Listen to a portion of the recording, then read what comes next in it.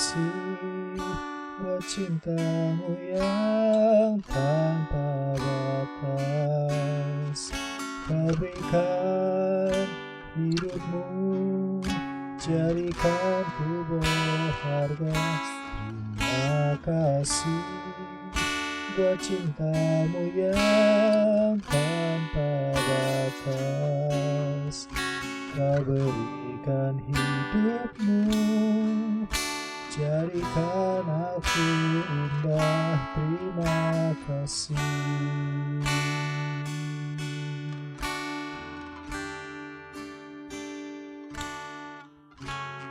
Saat tak ada harapan, Kau datang beriku harapan. Yesus, Kau jawaban hidupku. Saat ada tujuan, Kau datang tunjukkanku jalan. Tunjukkanku jalan.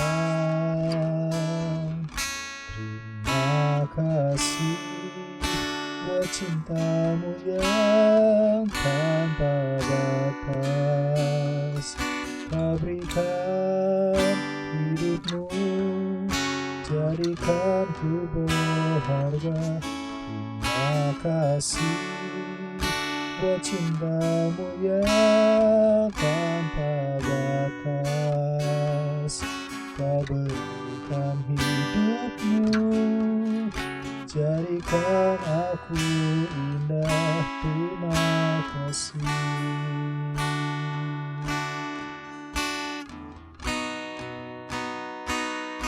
Terima kasih buat cintamu yang tanpa batas. Kau berikan hidupmu, jadikanku berharga. Terima kasih buat cintamu yang tanpa batas. Kau berikan hidupmu, jadikan aku indah. Kau berikan hidupmu, jadikan aku indah.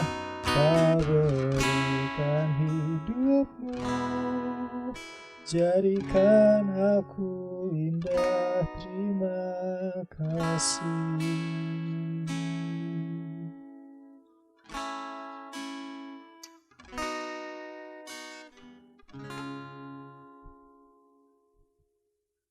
Haleluya, jumpa lagi dalam program pendalaman Alkitab. Pada malam hari ini kita akan lanjutkan kitab Daniel pasal 6 ayat yang ke-25. Sebelumnya saya akan mulai dulu dengan doa. Bapa di sorga, Bapa yang kami puji dan sembah di dalam nama Tuhan Yesus Kristus, kami mengucap syukur kembali Tuhan pada malam hari ini, karena kebaikan Tuhan Engkau memberikan lagi kesempatan bagi kami untuk kami belajar akan kebenaran firman-Mu, khususnya dalam pendalaman Alkitab, kitab Daniel. Tuhan, tolong kami, baik hamba-Mu yang akan menyampaikan kebenaran firman-Mu, dan juga mereka yang mendengarkan dan mengikuti program ini, kiranya kami semua ada dalam pengurapan Tuhan, dan kami diberkati oleh Tuhan. Terima kasih. Kami akan mulai dalam nama Tuhan Yesus Kristus. Haleluya. Amin. Nah, saudara-saudara yang saya kasihi dalam Tuhan, pada minggu yang lalu kita sudah sampai pada kitab Daniel pasal 6 ayat yang ke-25. Ya, sedikit saya akan mengulas ayat yang ke-25. Saya akan bacakan. Raja memberi perintah, lalu diambilnya lah orang-orang yang telah menuduh Daniel, dan mereka dilemparkan ke dalam gua singa, baik mereka maupun anak-anak dan istri-istri mereka. Belum lagi mereka sampai ke dasar gua itu, singa-singa itu telah menerkam mereka, bahkan meremukkan tulang-tulang mereka. Ya, ayat ini berbicara bahwa setelah Daniel keluar dari gua singa, maka para pejabat yang 122 orang itu dicampakkan ke dalam gua singa beserta istri-istri dan anak-anak mereka. Ya, dan ini adalah berbicara tentang setelah masa kesesakan antikris berakhir, maka antikris dan pengikutnya dicampakkan ke dalam lautan api. Ya, seperti yang tertulis dalam kitab Wahyu pasal 19 ayat yang ke-20 dikatakan, maka tertangkaplah binatang itu dan bersama-sama dengan dia nabi palsu yang telah mengadakan tanda-tanda di depan matanya, dan dengan demikian ia menyesatkan mereka yang telah menerima tanda dari binatang itu dan yang telah menyembah patungnya. Keduanya dilemparkan hidup-hidup ke dalam lautan api yang menyala-nyala oleh belerang. Jadi di dalam kitab Daniel 6 ayat 25 ini berhubungan dengan Wahyu 19 ayat yang ke-20, di mana yang penyesat itu keduanya dilemparkan ke dalam lautan api yang menyala-nyala oleh belerang, ya. Nah, kalau di dalam Daniel tadi disebutkan bahwa para pejabat itu beserta dengan istri-istri dan anak-anaknya, ya, maka di dalam Wahyu dijelaskan di sana bahwa keduanya dilemparkan, ya, baik antikris dan pengikutnya. Dan yang menarik di sana dikatakan bahwa dalam ayat yang ke bagian B dari Daniel 6 ayat 25, belum lagi mereka sampai ke dasar gua itu, singa-singa itu telah menerkam mereka, bahkan meremukkan tulang-tulang mereka. Ya, jadi saudara-saudara, kalau kita melihat di sini bahwa betul pembalasan itu adalah haknya Tuhan. Ketika Daniel berada dalam proses, dia taat saja, dia menurut saja dengan penuh keyakinan bahwa pasti Allah akan menolong Daniel. Dan sekarang yang terjadi justru sebaliknya. Raja Darius dia meminta supaya pejabat-pejabat ini dicampakkan ke dalam gua singa. Baiklah, kita akan masuk kepada ayat yang ke-26 dari kitab Daniel 6. Saya akan bacakan ayat 26 dan ayat yang ke-27. Kemudian Raja Darius mengirim surat kepada orang-orang dari segala bangsa, suku bangsa, dan bahasa yang mendiami seluruh bumi. Bunyinya, bertambah-tambahlah kiranya kesejahteraanmu. Ayat 27, bersama ini ku berikan perintah bahwa di seluruh kerajaan yang ku kuasai, orang harus takut dan gentar kepada Allah Daniel, sebab dialah Allah yang hidup, yang kekal untuk selama-lamanya. Pemerintahannya tidak akan binasa dan kekuasaannya tidak akan berakhir. Sesuatu yang menarik. Sekarang kita melihat bahwa Raja Darius menggelar deklarasi untuk semua bangsa, suku bangsa, dan bahasa. Ya.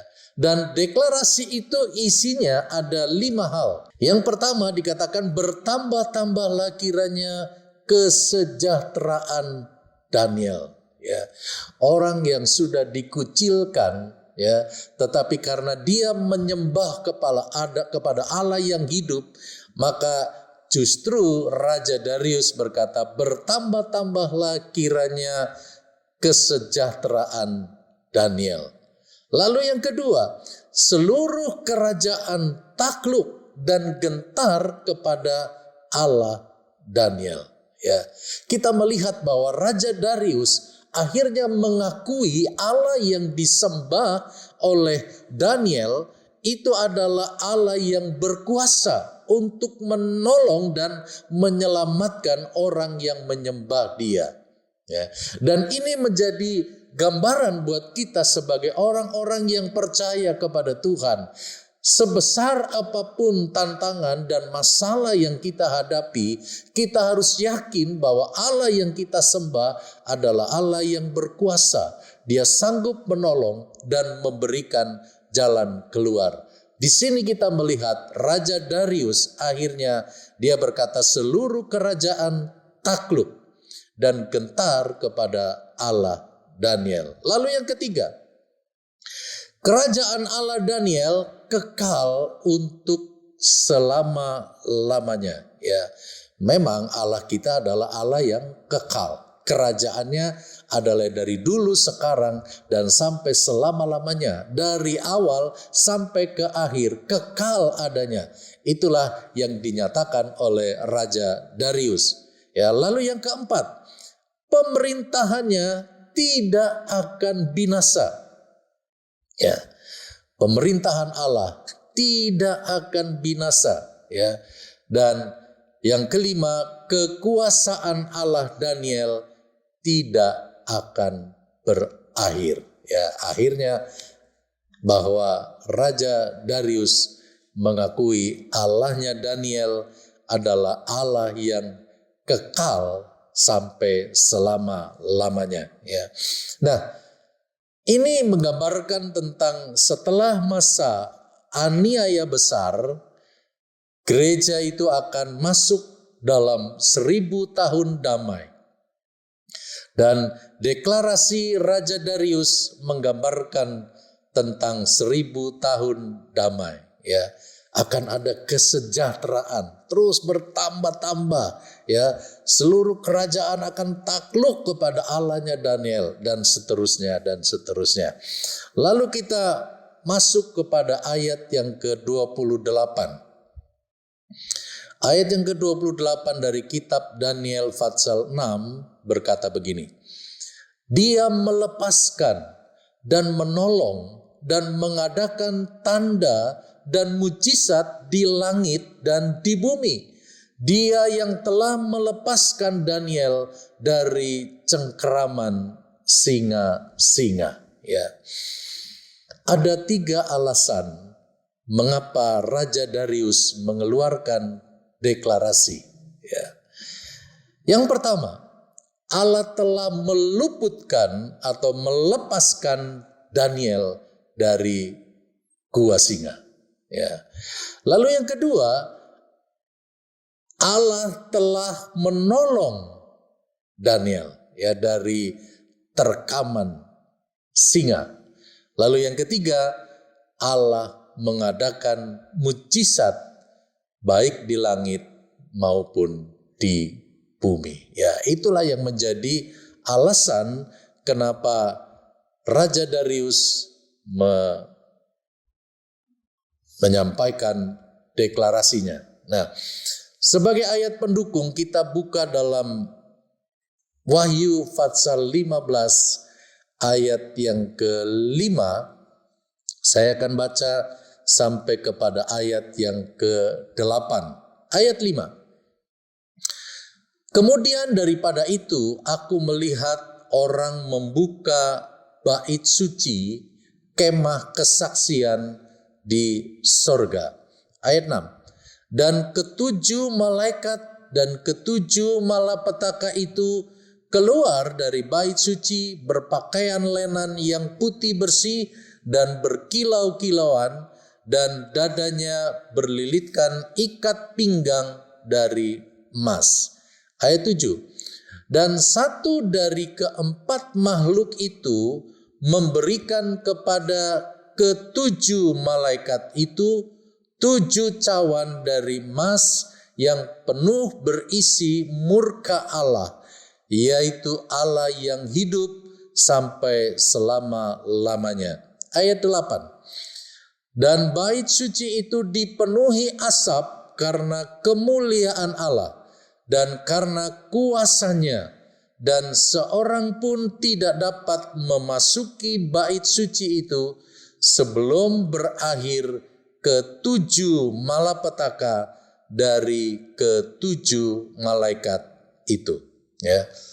Dalam ayat yang ke-7 tadi dikatakan bahwa cawan dari emas yang penuh berisi murka Allah.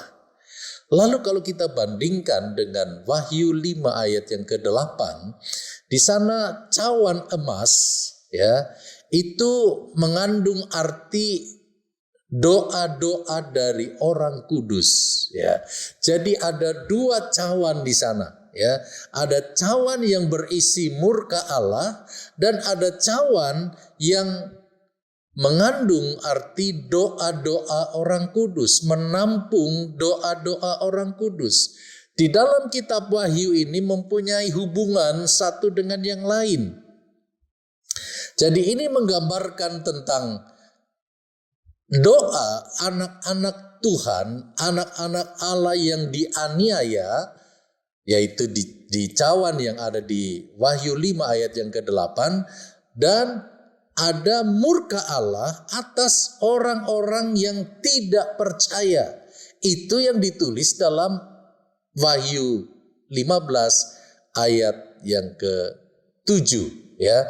Nah, jadi nanti akan dipisahkan doa orang-orang benar, orang-orang percaya seperti Daniel, orang-orang yang ditekan, orang-orang yang mengalami berbagai ujian tetapi dia tetap percaya kepada Tuhan, dia tetap menaikkan doa kepada Tuhan, itu ditampung di dalam cawan emas. Ya, tetapi orang-orang yang tidak percaya, orang-orang yang menyangkal tentang kealahan itu, maka itu akan ditampung di dalam cawan murka Allah. Ya, waktunya akan sangat panjang tentang murka Allah ini. Ya, cawan yang berisi murka Allah ini. Nanti saudara bisa baca dalam Wahyu pasal 16 ayat 1 sampai kepada ayat yang ke-21. Itu di sana ada berbicara mengenai cawan murka Allah ya. Nah, mari kita akan lanjutkan kepada ayat yang ke-29 dari Daniel pasal 6. Daniel 6 ayat 29 berkata begini. Dan Daniel ini mempunyai kedudukan tinggi pada zaman pemerintahan Darius dan pada zaman pemerintahan Kores, orang Persia itu. Ya, kita melihat bahwa Allah kembali memulihkan keadaan Daniel melalui Raja Darius. Daniel kembali menduduki jabatannya dalam pemerintahan Darius dan Kores.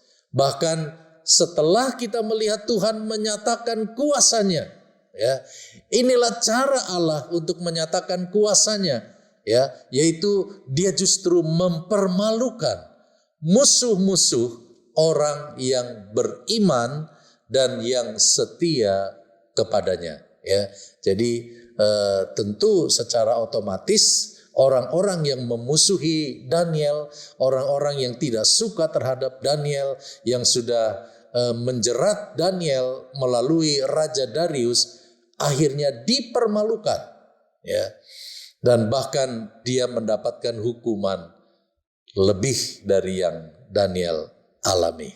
Nah, Raja Darius menyaksikan dengan penuh takjub dan memuliakan Allah yang dia tidak kenal, ya, karena itu adalah Allahnya Daniel. Tetapi setelah melihat apa yang terjadi pada Daniel yang dimasukkan ke dalam gua singa tetapi tidak ada luka sedikit pun, ya, akhirnya Raja Darius berkata bahwa Allahnya Daniel, ya, itu luar biasa, ya. Jadi Raja Darius dia justru menyaksikan tentang Allah Daniel yang sebenarnya dia sendiri tidak kenal, ya. Nah, orang-orang yang menyebarkan tuduhan kepada Daniel dihukum setimpal dengan kejahatan mereka. Ya, itu kita baca tadi dalam Daniel 6 mulai ayat 25 sampai kepada ayat yang ke-28. Nah, kisah tentang Daniel ini mengajarkan dan memberikan teladan bagi kita tentang keberanian beriman yang utuh kepada Tuhan. Ya, memberikan dorongan dan semangat kepada kita bahwa kita sebagai orang-orang beriman, kita juga harus berani, ya, untuk menyaksikan tentang Allah kita seperti apa yang disampaikan oleh Daniel. Ya, iman yang sedemikian itulah yang benar di hadapan Allah.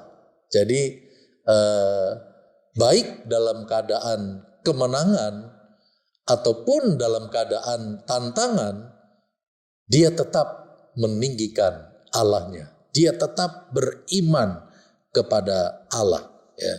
Di masa perjanjian baru ini, ya, kuasa kemenangan Kristuslah yang memampukan orang beriman bertahan menghadapi berbagai tantangan dan tekanan hidup. Ya, jadi kita yakin kalau pada zaman Daniel Allah sudah memberikan kemenangan, maka pada masa sekarang ini Allah yang sama, ya, di dalam Kristus Yesus, Dia juga akan memberikan kemenangan kepada kita. Ya, satu hal yang harus kita pegang dalam Ibrani pasal 13 ayat 5 bagian B dikatakan bahwa karena Allah telah berfirman, aku sekali-kali tidak akan membiarkan engkau dan aku sekali-kali tidak akan meninggalkan engkau. Ya. Puji Tuhan, saudara-saudara yang saya kasih di dalam Tuhan, maka berakhirlah pasal 6 dari kitab Daniel. Ya. Di awal saya pernah sampaikan bahwa pasal 1 dari kitab Daniel sampai kepada pasal 6 itu berbicara tentang sejarah. Tetapi pasal 7 sampai pasal 12 itu berbicara mengenai nubuatan. Ya. Nah, nubuatan tersebut adalah bicara tentang gereja pada masa sekarang ini. Jadi kalau kita masuk di pasal 7, kita akan melihat kekuatan-kekuatan dunia akan bangkit yang dilihat secara visualisasi atau simbol oleh Daniel. Ada 4 binatang yang keluar dari laut. Ya, sungguh menarik kalau kita belajar kitab Daniel memasuki pasal yang ke-7. Ya, sedikit saja pasal 7 itu dapat dibagi menjadi 4 bagian. Ayat 1 sebagai pengantar dan materi penglihatan itu ditulis dalam ayat 2 sampai ayat yang ke-14, dan yang ketiga makna penglihatan ayat 15 sampai 27, dan yang keempat kesimpulan itu di ayat yang ke-28. Nah, saudara-saudara, tentu kita penasaran. Pasal 7 bicara tentang nubuatan, dan nubuatan itu berbicara tentang nubuatan yang akan terjadi di masa sekarang. Ya, inilah keajaiban, kebesaran Tuhan Allah kita. Ya, bahwa segala sesuatu yang akan terjadi, bahkan pada masa Daniel sampai sekarang ini, ya, apa pada masa Daniel itu sudah disebutkan tentang apa yang akan terjadi pada masa-masa sekarang ini. Karena itu kita akan belajar minggu depan, ya, tentang Daniel pasal 7. Ya, kita akhiri pada malam hari ini dan saya akan akhiri dengan doa. Bapa di surga, kami bersyukur dan berterima kasih atas kebaikan Tuhan bahwa kami boleh mengikuti pendalaman Alkitab pada malam hari ini yang mengajarkan kepada kami betapa kami harus bertahan di dalam iman sekalipun menghadapi banyak tantangan dan ujian. Karena sebagaimana Tuhan sudah menolong Daniel, sudah melindungi Daniel, sudah memelihara Daniel, kami yakin Engkau juga akan menolong kami sebagai umat-Mu yang berpegang teguh kepada kebenaran firman-Mu. Sebagaimana Tuhan sudah menolong Daniel sehingga Raja Darius menjadi yakin bahwa Allah yang Daniel sembah adalah Allah yang hidup dan berkuasa. Berikan kepada kami keberanian untuk kami juga dapat menyaksikan, mengalami kuasa Tuhan dalam hidup kami. Sehingga orang yang melihat kami, mereka akan menjadi percaya kepadamu, menerima Engkau sebagai Tuhan dan Juru Selamat mereka. Terima kasih Tuhan, kami mengucap syukur dalam nama Tuhan Yesus Kristus. Haleluya. Amin.